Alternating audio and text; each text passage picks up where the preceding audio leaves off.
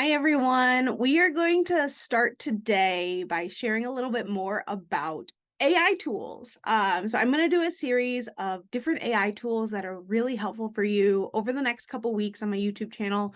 So go ahead and you can keep following me. Make sure to subscribe so that you get all of the information about AI.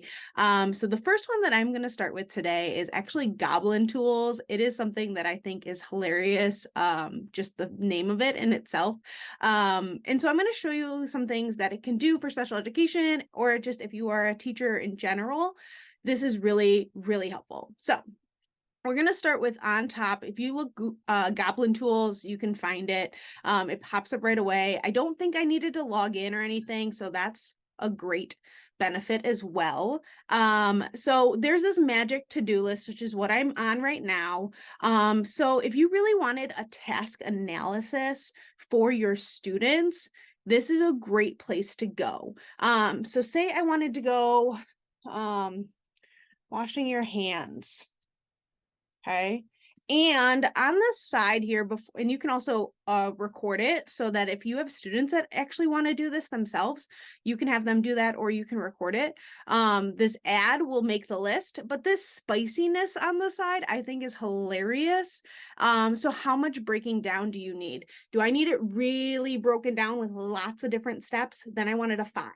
If I don't want it as much, it'll be a 1, and somewhere in between. So I'm going to do a couple different ones just so you can see what that looks like. But this is a great piece that I think is so helpful to kind of learn a little bit more about. So I'm going to start with a 1. We're not going to break it down as much. Let's see what happens. So it's going. I'm going to press this breakdown item and see what it does. Washing your hands. Let me tell you the steps. Great. Wet your hands with clean running water, apply soap, rub your hands together, scrub all surfaces, continue scrubbing for 20 seconds, rinse thoroughly, dry your hands. Great. So that one's super easy, should be fine for majority of our students, but maybe I need it broken down just a little bit more. So we're going to undo. So I can either remove all of these one by one, right, and literally go remove, remove, remove, or I can remove this whole thing. So let's start over. I'm going to go washing your hands. Okay, I'm going to add it to my list, and I'm going to press, I'm going to press now spicy level 5 to see how much breaking down it can actually do. So it's really breaking it down now. It's working. Look at all of these steps. Literally all of these steps is something that maybe we could break down for our students that might be really helpful. So turn on the faucet and adjust the water temperature. Maybe you need that as a second one, to turn on the faucet and then adjust the water temperature. Wet your hands, soap, rub together, interlace your fingers, scrub the back of your palms, right? It goes into more depth of how do you actually wash your hands.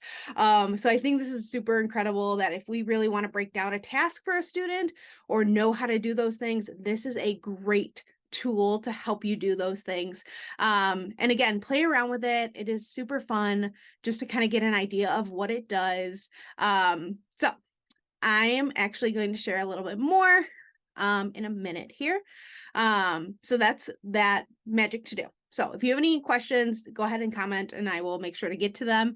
So they're breaking things down. The next one is the formalizer. So this is when you really need a formal email to a family or to your principal, or if you need it to sound a little bit more professional or more polite, a little less snarky, easier to read, all of those things, more sarcastic you can do. You want it to be bullet points instead. So you can kind of really put it in here. So if I want something of, let's say, maybe I want to write an email to a paraprofessional who keeps showing up late. Okay. Let's see. I want you to come to work on time.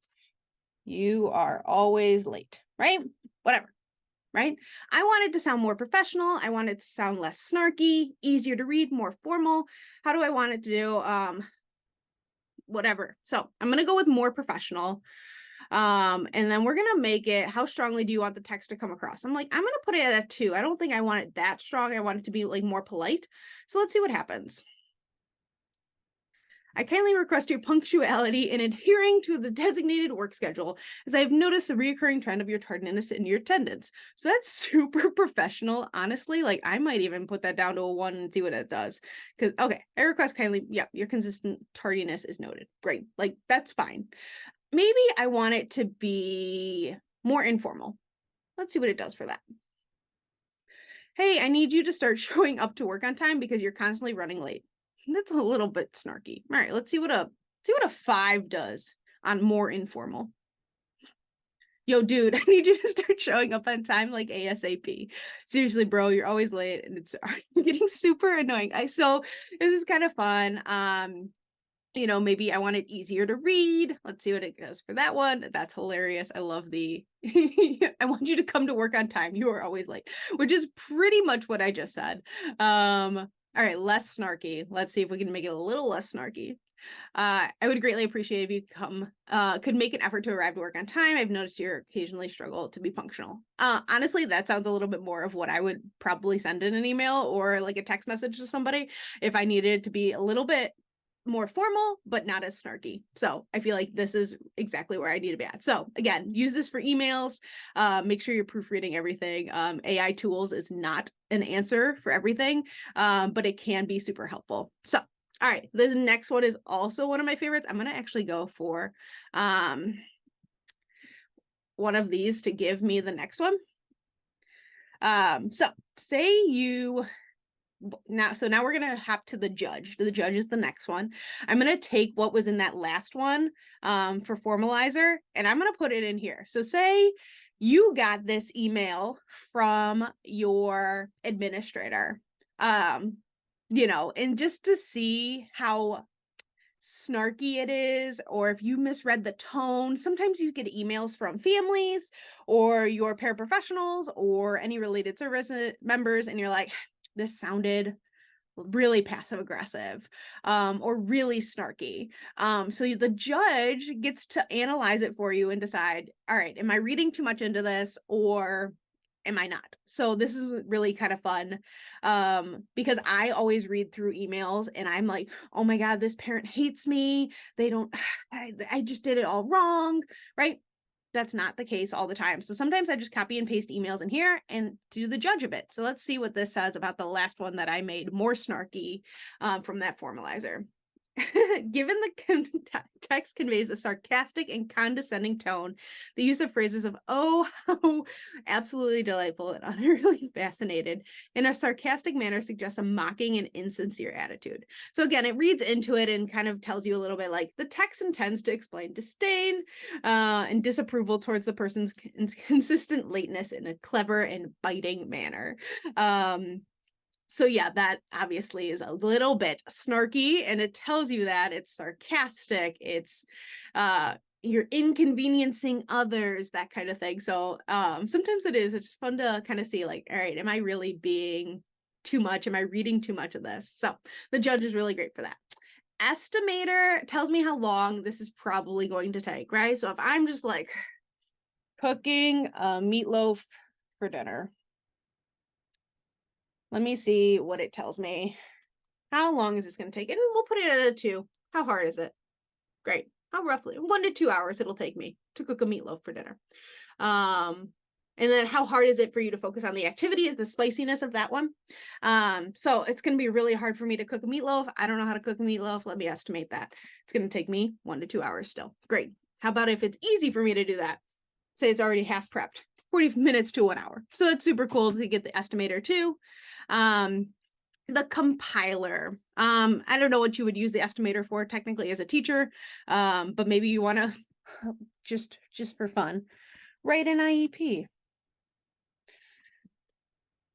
IEP. All right, I'm going to say it's going to be really hard for me to focus. Maybe I'm a new teacher. Let me see how.